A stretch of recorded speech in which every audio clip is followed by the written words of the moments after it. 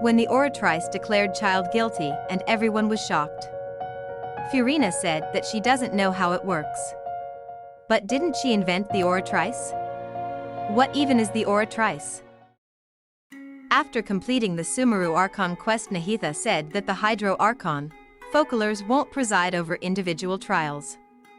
However, even then, Focolars will still make herself present at just about every trial, and has the right to influence the final verdict of the court. However, after we have experienced 2 trials firsthand, both with Furina being present, we have seen absolutely no mention of Furina having such an authority, and is consistently portrayed as being under the law herself. If she wants to accuse someone of a crime and get them arrested, even she has to go through a full court trial. And her accusations can be legally refuted to the point she can't push for the arrest anymore. But the entity that does fit Nahida's description of Focolars' right to influence the final verdict is, as it so happens, the Oratrice. Novelette said that the Oratrice judgment is the final verdict of the court. Both Novelette and Lainey said that Oratrice has consciousness.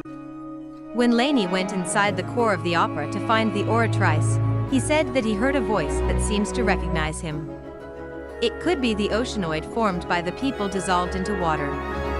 But you need a strong hydro affinity to hear that, and Lainey has a pyro vision.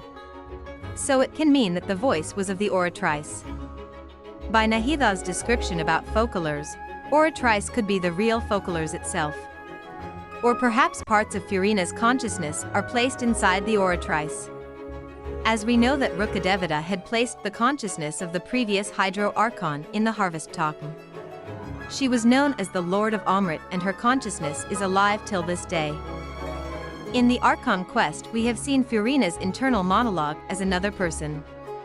And at this moment, it seems as her inner self is whispering to her physical self, who turns her head to listen.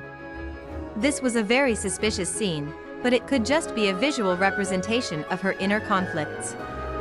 We know that she's always acting, as she feels compelled to respond to her people's craving for entertainment. Maybe the Oratrice has the hydronosis to function, or maybe Celestia is controlling the Oratrice. As Celestia is near Fontaine and it declared child guilty, which could be because he used abysmal powers. Or it all can just be a misdirection created by Hoyoverse.